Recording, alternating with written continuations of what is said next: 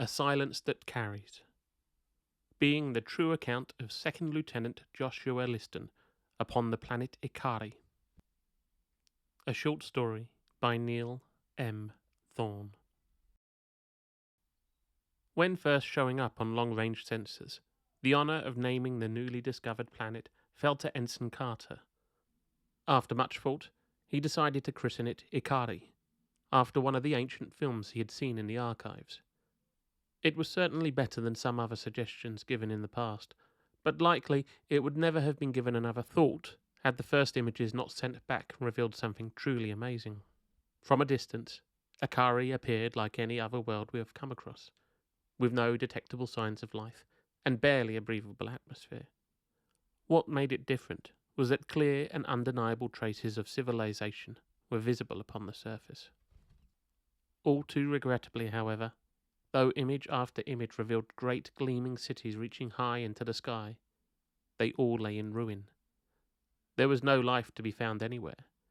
The architects of those wondrous structures had faded into mystery, leaving no other sign of what must once have been a great culture. Until this moment, and after hundreds of years exploring the vast emptiness of space, nothing more than bacteria had ever been found. So this was an unprecedented opportunity, not only to learn all we could, but also to share that knowledge with our brothers and sisters back home. Strangely, even before nearing Ikarie, the landing probe stopped transmitting. The last data showed its power cells had run down faster than might have been expected, the cause of which could not be explained beyond speculation. Upon our arrival, several months later, there could be no doubt that the planet was truly dead, for even the oceans appeared devoid of life. Some great calamity must have befallen this world, although there was no obvious clues as to its cause. The many cities, although ruined, had not been destroyed through warfare or any natural disaster. The only way to find answers was by going down, and upon scanning the entire planet, it was easy to pick out the landing site. One city stood out above all others, not just in scale, but beauty. From the moment we set foot upon the surface, something felt off. There was nothing but silence, and that absence of noise carried. Even the occasional brush of wind felt hushed, almost like a whisper. As for ourselves, invading that desolate place, we felt the need to remain quiet, as if speaking too loudly was an unforgivable act of disrespect. The ruins were a sobering sight, making us feel nostalgic for an Earth not seen in years, and though indeed alien to us, that skyline would not have seemed out of place upon our own distant world. There was more to it than just that off-putting, uncomfortable feeling, although at that point none of us could quite say what it was. There was little chance that first day to venture into the city and explore. However, almost upon our arrival, we encountered issues. Computers glitched, and a power drain was noticed on most minor systems. No cause could be found, although it was a concern, especially after the loss of the landing probe. We could only monitor and hope for the best, as settling in for our first night on Ikarie. Shortly after 2 a.m, Earth Standard Time, something was spotted deep in the city. Though expecting no trouble, a regular watch was posted, and at the point where the night was darkest, Lieutenant Bailey raised the alarm. He claimed to have seen a strange light roaming through the deserted buildings, although by the time we were raised from slumber, no sign of it could be found, either by naked eye or looking back through the camera log. Still, Bailey was adamant it was not a trick of a tired and weary mind, although nothing else was seen for the rest of the night. For the most, the incident was laughed off, not for how unbelievable it was, but because most of us were convinced, even then, yet did not care to admit it. As the new day dawned, something felt different. The silence, although still dominating, was now subdued, as if weakening. Nothing, however, appeared out of the ordinary, and so we set about the grand task of exploring the ruined alien city. From up in orbit, it had not been possible to appreciate the scale, but down on the surface it was truly immense. Navigator Bryant estimated it could take as much as a week to cross in its entirety. We were not intending to go quite so far, but did plan on spending several nights within its boundaries, and so, once ready, set off. Though many of the buildings were in decay, there was still an undeniable beauty to them. Upon close inspection, we were unable to tell not only how they were constructed, but even what material they were made from. Some crew feared there was a danger of collapse, but Engineer Evans assured they were structurally sound. Whatever intelligence created them did so to last, although, despite our best efforts, we could find no physical remains of their race. It is possible time had obliterated all trace, but even if so, this made that ruined city feel all the more strange, as if abandoned. Come evening, we set camp, and though for the most our day had been uneventful, the lander had been affected by further electrical issues. Upon closer inspection, our own equipment also appeared affected. Still, no cause could be found. Night soon settled upon us, but any hope of finding rest vanished, as we were soon visited by something quite unexpected. None could deny seeing it, and I still find it hard to explain. At that point, it had no identifiable form, appearing as a great glowing mass. The strange apparition just floated off the ground, moving along almost as if it had somewhere to be. This was no exaggeration, for it ambled along rather than gliding perfectly, unaffected even by the wind. It did not register on our equipment, not even showing up on camera, which was why no trace of the previous sighting had been recorded. This apparition, or phantom as it came to be called, moved along at quite a pace. Commander Anderson ordered myself and Bailey to make chase, and we kept up, all the while uselessly trying to scan. Then it simply came to a stop on one of the grand avenues, for no reason that could be seen.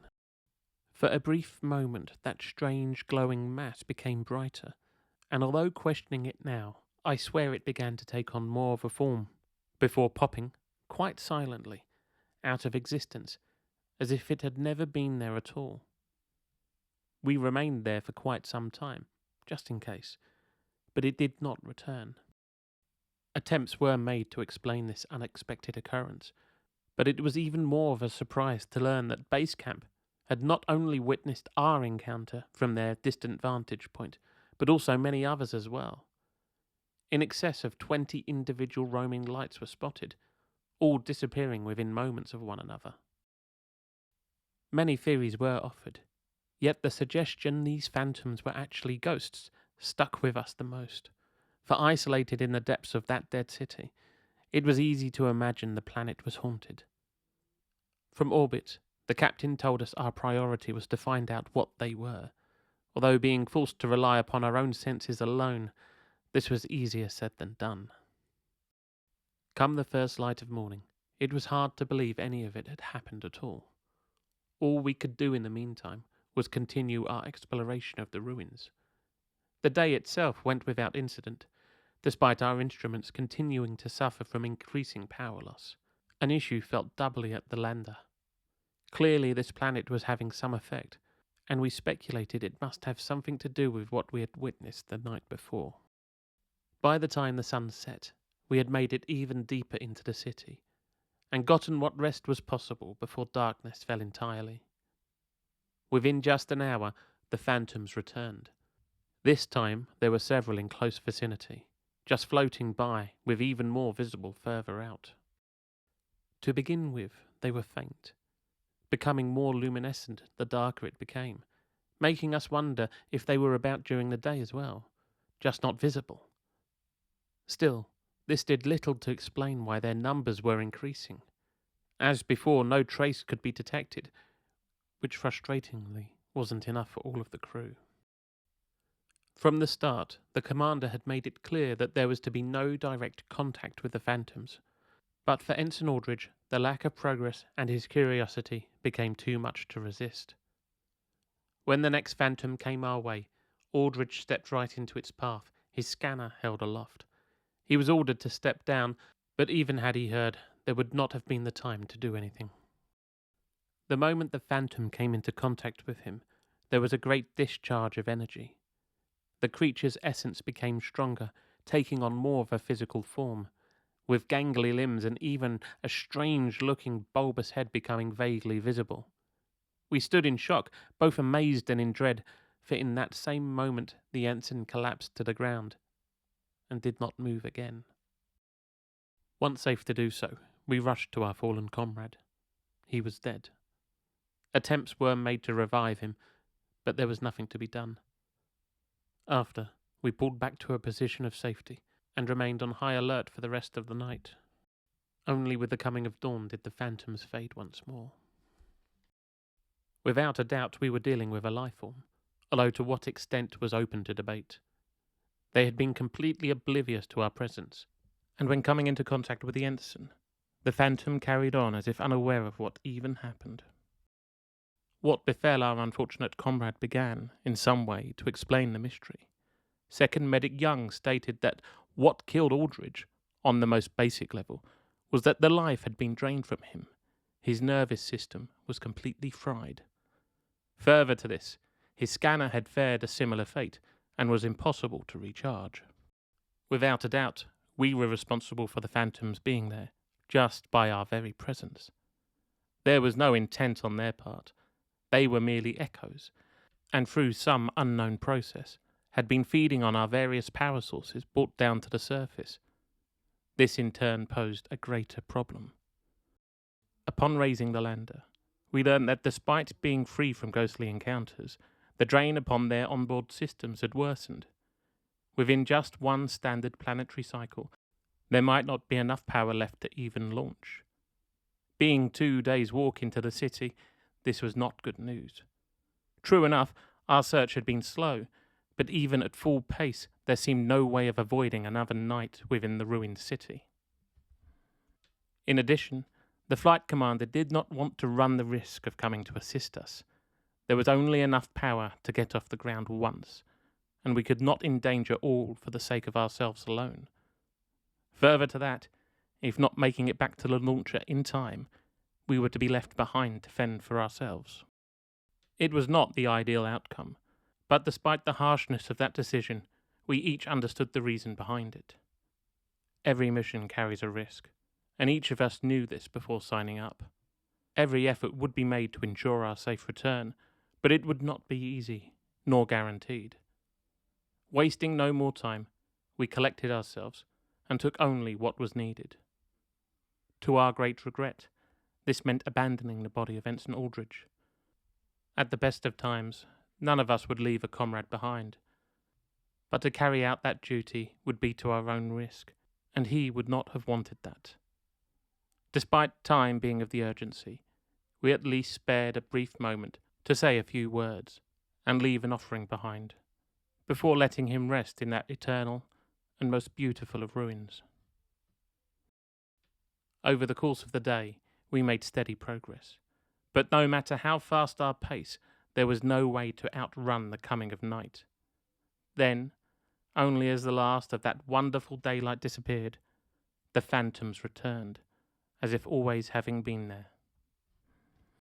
Stone, our science officer, speculated the reason we were only affected by night was that something in the intrinsic nature of daylight nullified the phantom's effects. Perhaps this also led credence as to why ghost stories of Earth traditionally took place at night. Its effects somehow magnified beyond knowing on Ikarie. She seemed most taken with the notion, but there was little it could do to help us. The number of phantoms had increased, and in our immediate vicinity there were in excess of 100, slowing progress to a frustrating crawl. There was no way to predict which way they might move, and so every step was taken with care. Now, though, these strange apparitions were no longer the vague, mist-like creatures of previous encounters. Though still in no way fully realized, a distinct form was now visible, which boggled the mind to see.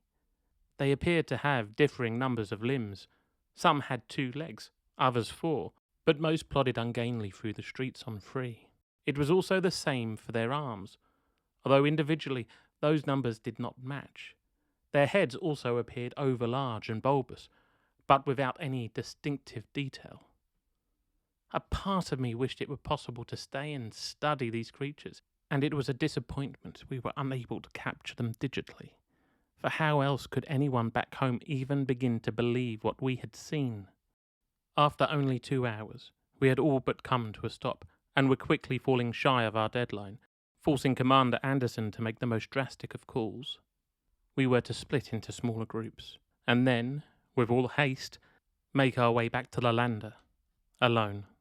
It was a risk that would no doubt come at a cost, but if we were to make it, even some of us, then this was the only way.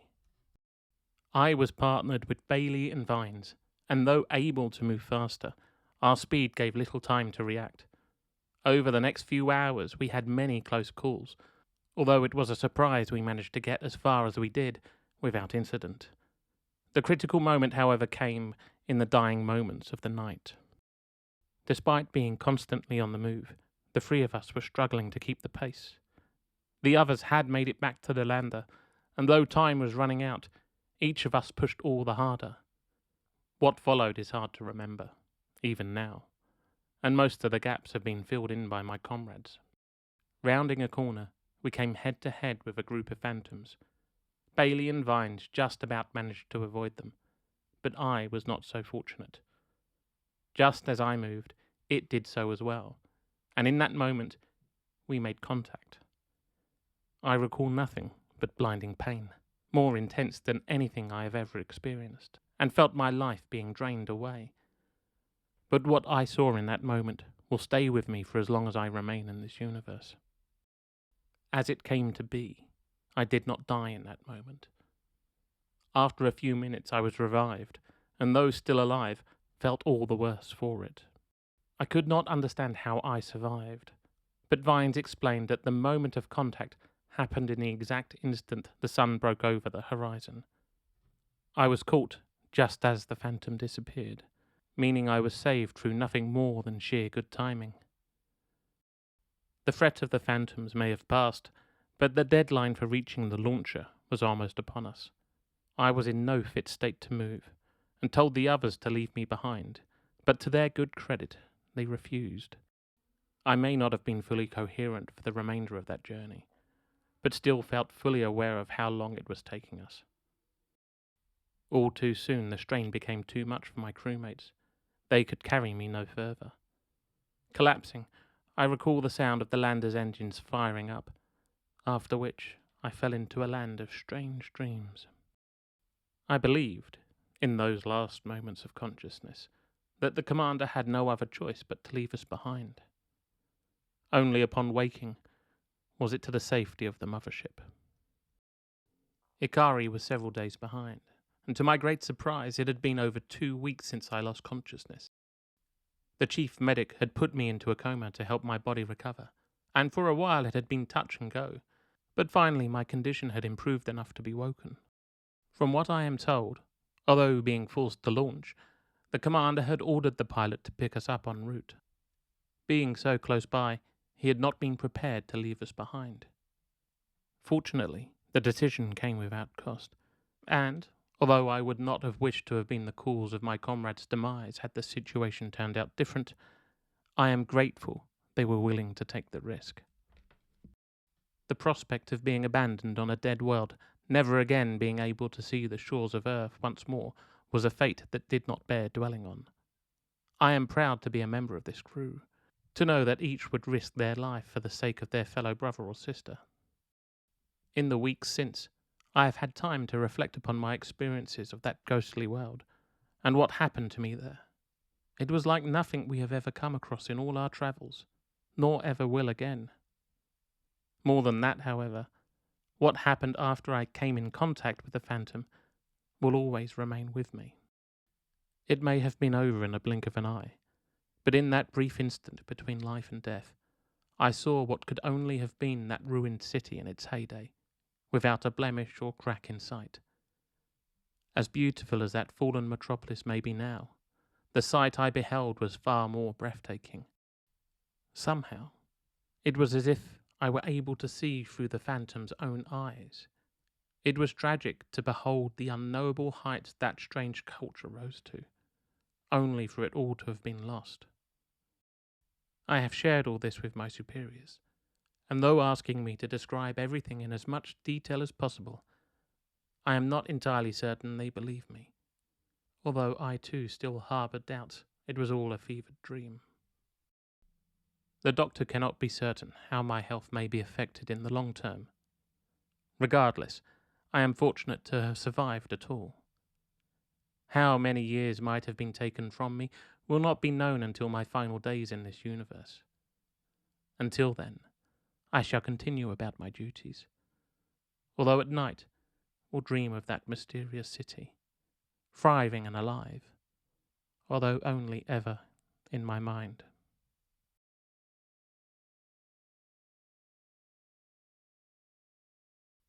Thank you for listening to A Silence That Carries. And if you have enjoyed this story, please feel free to like, comment, and subscribe for more.